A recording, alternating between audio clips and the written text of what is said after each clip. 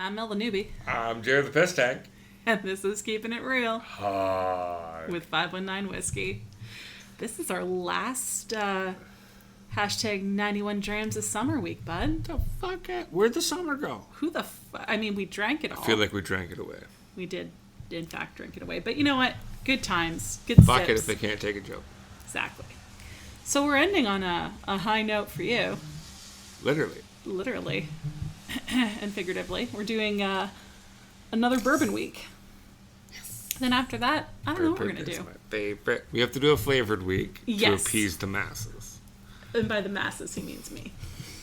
And then after that, a cream whiskey week. I mean, it's... The fuck? It's fall. That's a week? It's hashtag pumpkin spice latte. No. We have enough. Negative, Ghost Rider. We are Are not... you sure? 519 is anti-pumpkin spice lattes. Just flocking saying. I'm just saying, it's the time of year where you start looking for a little something to add to your coffee to keep you warm. No, you put whiskey in it. Yes. And then you go rake your fucking leaves. Cream whiskey. What? Yeah. Alright, we'll do cream whiskey versus real whiskey. I mean... Final countdown.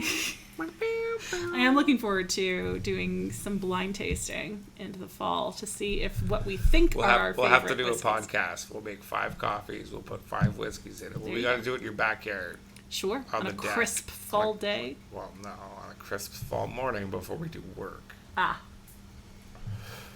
Jeez. This one with the yard work. Cheese Louise, pepper cheese. Well, sorry, I work in an office. Leave me alone. Okay, so, bourbons.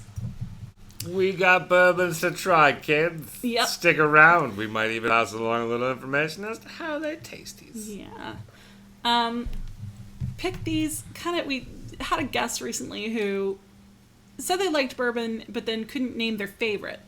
So I was like, well, we should probably go through some of the hey, if you think you might like bourbon, or if you're looking for a favorite, one to know by name and order, then maybe these are ones you want to give a go.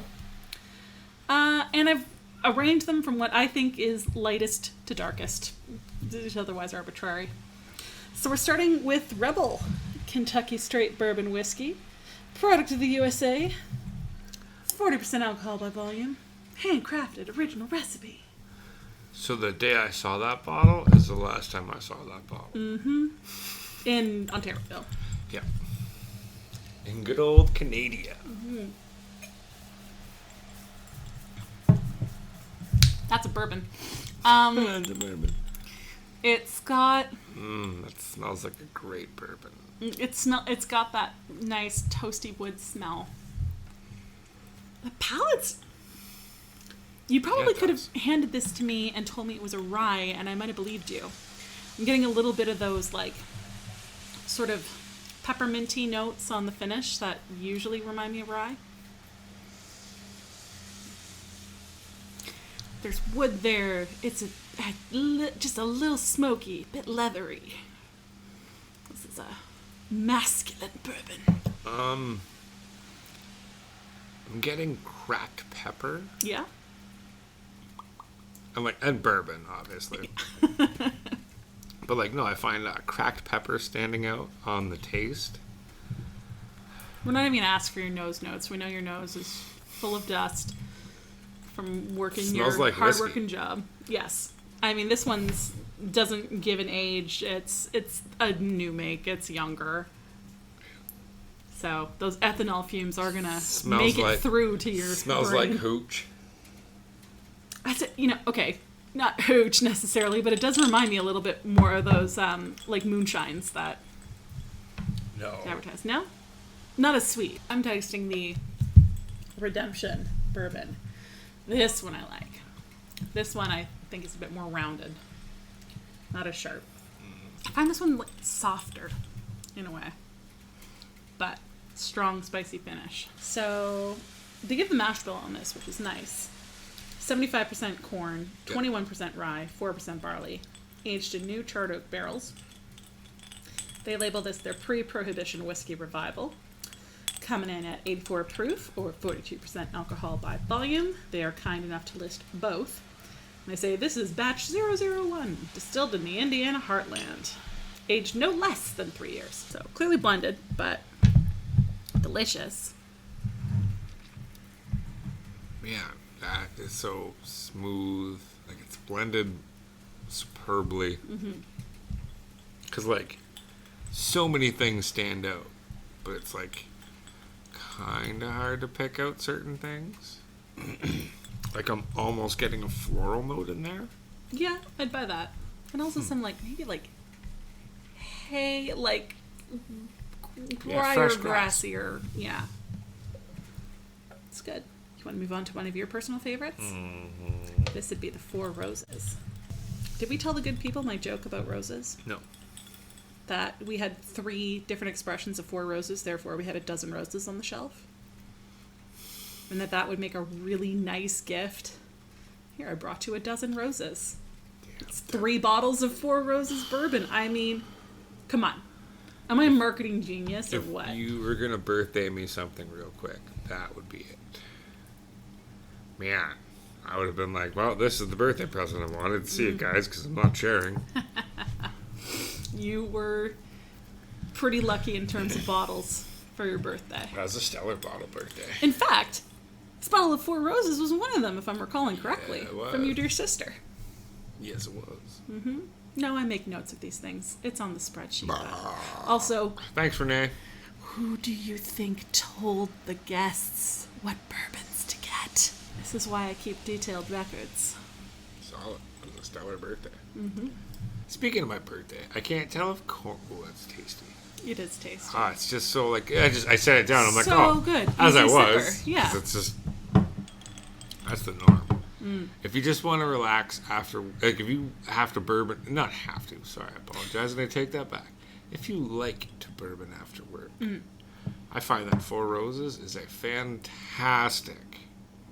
Like, in the backyard, kicking it, doing your tang. Yeah. Yeah. I got some, like some soft cinnamon notes on the nose. Oh, and a right. little bit of floral. Right, we're flavoring. Right, we're not just selling it. I mean, anybody get at Jeremy if you want a hype man for your product. Oh yeah, for sure. Get at me. I could sell a drowning man a bag of bricks. But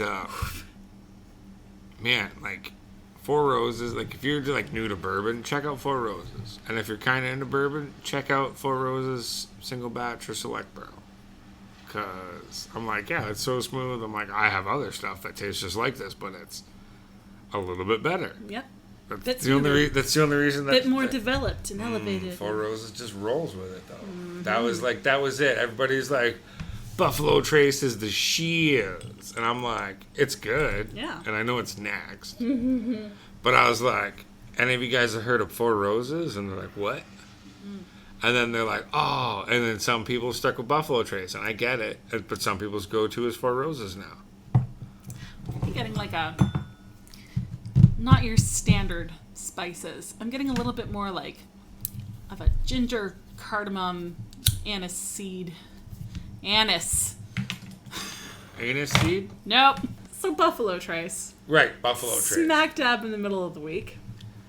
And, I mean, this is a bottle that, depending on where you are, it might be super easy to find, or it might be super difficult. The availability. But in some states, I don't know why. Anyway. True. Pretty available in Ontario. We will say that for the LCB. Oscar fucking doodle. And on the nose on this one, it smells much sweeter. I get like corn syrup, brown sugar, molasses. Buffalo Trace. That dirty. Listen, Buffalo Trace. Gather around the campfire, children. Sorry. Buffalo Trace is a stellar intro with bourbon. Readily available most places. It's been kind of sought after for some odd reason. Also, I think they started just making their better stuff and ran low on Buffalo Trace because this is the beginner mix. Yeah, it is. And it's, I mean, it's a sipper too, though. I find it sweeter than what we've had so far, which is saying something because the Four Roses was pretty sweet. That's such a great standby, though. It's a great entry. No, Buffalo Trace, that's just, it's a great, well-rounded not too hot bourbon. Like, if you like whiskey on the rocks and you want to try something with a little razzle dazzle, maybe enter the bourbon world, this is a great stepping stone. Mm-hmm. And if it turns out you hate it, chances are there's someone in your life who will have had it for sure and been like, fuck, I'll take that bottle off your hands. No worries, bud. Because, like, I don't recommend this as a mixer to try and get rid of it. It just, I think the Buffalo Trace stands out too much to really be like, hey, I'm still in here. Just saying. Man. I'm moving on to the makers. 46. And it's a different animal from the Buffalo Trace. It's got like an almost metallic nose and like just burn spicy. You all Not know the capsaicin. story. The Makers family or the people who ran it, because I don't know if it was the Makers family, I don't want to mess that up. But the people who were running the place decided that blah, blah, blah, they had to find this, and it was really good, da, da, da, da, da, and it ended up being the 46th recipe. That's where Makers 46 came from. It's kind of like Heinz 57. See, I like this one. This one I find very light on the nose for not having sinuses. But yeah. It's got more wood to it, too, in my mind. A bit drier on the finish. Smoother, but in like a dry wood kind of way. Yeah, for sure. A well-sanded piece of wood. Huh. I left that wide open for you, bud. Oh, man. So next up we have Basil Hayden, or Basil Hayden, however you might like to pronounce it. And this is their sort of entry bourbon. And it is fruitier on the nose, to me. Is it?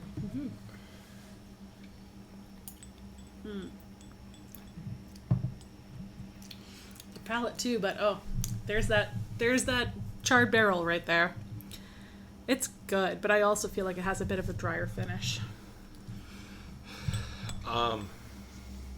So Basil Hayden is like a fast make bourbon. This is mostly fast aged new make. I'm not trying to shit all over it. It's actually really good.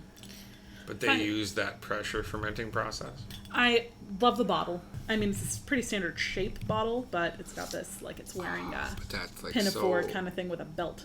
I know. But what's on the bottle is not as important as what's in the bottle. See, now, I find Basil Hayden to be very, very easy drinking, but, like, it still has those, like, hints of new make in it.